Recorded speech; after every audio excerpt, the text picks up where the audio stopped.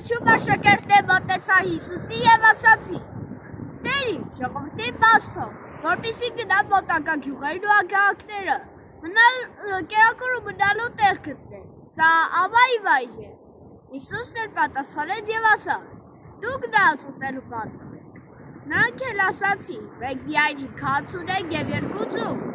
Հիսուսը հրամայեց նրանց, որ խումբ նստեն կանաչ խոտի վրա, 100 և 50